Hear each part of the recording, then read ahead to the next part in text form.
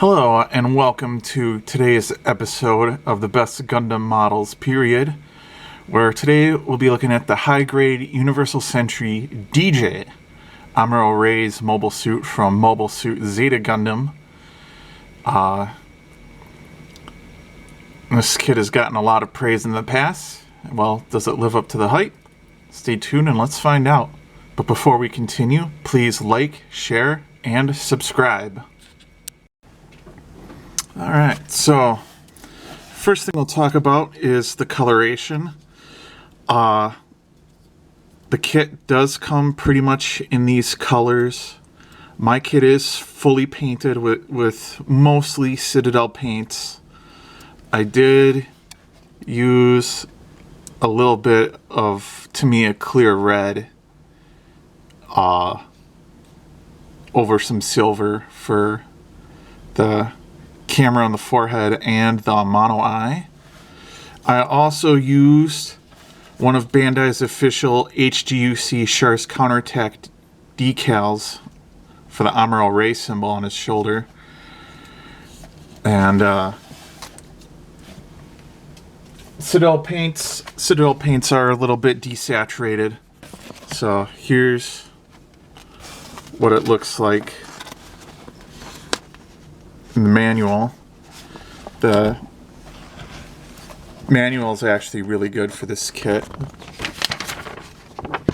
You have a few pages in full color. Here it's talking about the weaponry and accessories, and opposite that you get to see how to assemble the weaponry and accessories. The rest of the pages are in black and white with the parts list on the left and the rest of the instructions here in black and white, and a little bit of an overview and a color guide.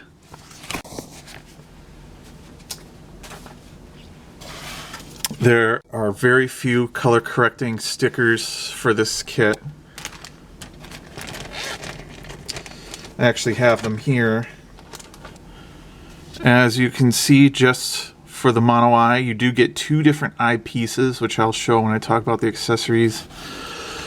The green sticker is for the camera on the beam rifle.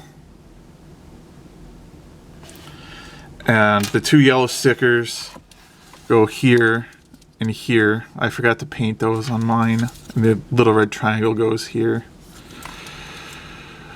So, before we get into the articulation, let's pull out another kit that has a few similar details. Here we have Char's Gelgoog HGUC from the original Mobile Suit Gundam anime, and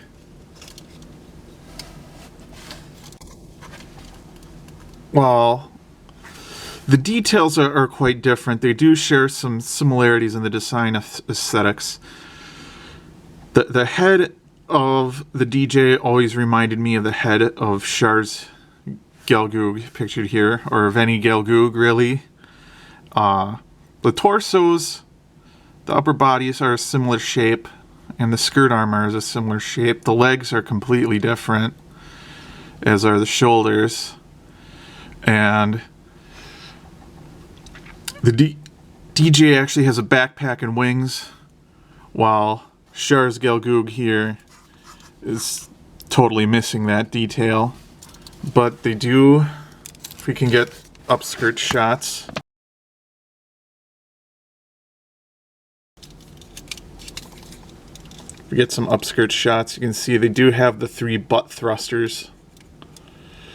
Char's Gelgoog does have additional thrusters up the legs, the belt bottoms, whereas the Dijeh does not.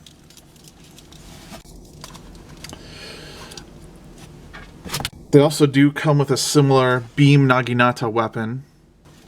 I forgot to mention when I was talking about the painting earlier. Did not paint the rubber cables. Rubber just does not accept paint, especially acrylic paint. So you're stuck with those in the color that they are, which is very close to Warpfiend Grey by Citadel. So that's the color I use for the inner frame details. So the full color list will be in the description below. Now, for articulation, we'll start with the head, which is on a ball joint at the top and a ball joint at the bottom. It does like to pop out sometimes, but you do get some good rotation, and you can do, only look up that far, look down pretty well. Look up even farther if you pop the head off. Whoop. And the cables are not attached to the head, they're attached to the backpack. So if they come out, you can just go off camera and push them back into the little holes. There we go. All better. The shoulders, this one appears to be stuck, but this one will slide out. Both of them do have a sliding mechanism to allow for increased movement. There's a hinge as well as a ball joint and another hinge. There's a hinge here and a hinge in the shoulder itself. This piece is also on a hinge. There is a bicep swivel, double jointed elbows, and ball jointed wrists. The cockpit hatch is on a ball joint to allow for waist rotation. Yeah. You can get the cockpit hatch to move out of its little bracket there. And it also allows for some ab crunch. You have two sets of skirting armor, two sets of front skirts that move forward. One side's a little bit more stuck than the other. There we go. And the side skirts move up and down. The back skirt does not move one bit. The hips do have that swivel, and there's a hole for an action base.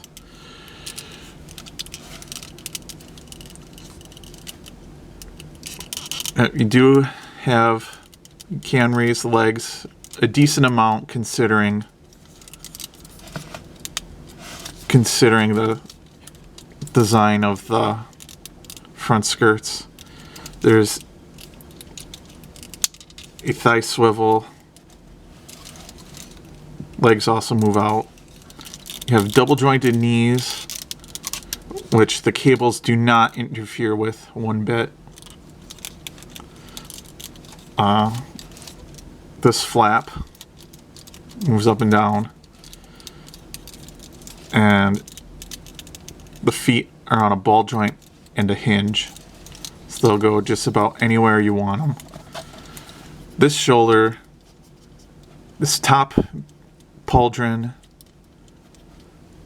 is on a ball joint, and this lower pauldron, or spalder rather, is also on a ball joint. The wings and backpack, this is on a hinge. We'll move up and down. This is on a ball joint. Both these thrusters are. And the wings are also on a ball joint. We'll move just about anywhere you want them and anywhere you don't want them. Let's talk about the accessories. You get the exact same beam rifle you get with the Hyakushiki Revive. And you do get 2 holding hands, an open left hand, and a trigger finger hand with which to hold said beam rifle. And like I said, you get the same weapons. Not just one weapon, you also get the clay bazooka. I also figured out why I couldn't get the handle to move in the Hyakushiki. It's because I was pulling on the wrong end. It flips down, not up. So, goes like this. It does fit into the trigger finger hand perfectly, which I will show during the photo montage at the end of the video. Stay tuned for photos and original music by me. So, can fold the handle back up, and there's a mounting bracket on each thruster. But wait, there's more. You also get Beam Naginata, complete with removable blades.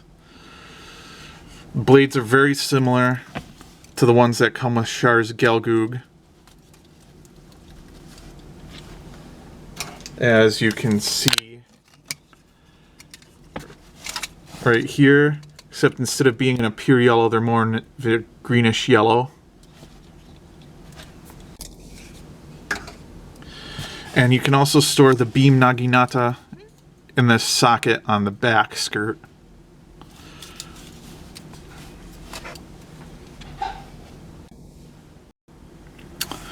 And before I forget to talk about it, you also get an additional mono eye piece. The one I have installed is the regular mono eye, but you also get this one with these 2 indentations that show where Gundam eyes would have gone on this mobile suit. You also get this piece, which mounts right here and will allow you to mount the bazooka on the shoulder.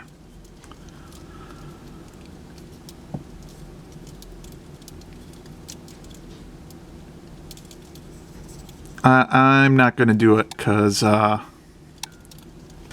don't want to scratch my paint job. That is all for this review. I really enjoyed this kit. It was a joy to paint. It's a joy to pose. It's a little hard to get it to stand, but once you do, it looks really good. The accessories, though there aren't too many, they do look really great. And I just love the design. It's so weird and so 80s. I just love all the designs from Zeta Gundam. Well, I hope you found this review informative. I hope you enjoyed it. And I highly recommend this kit to anyone. Please stay, for there will be a photo montage and some original music. This song is called The Minds of Madness.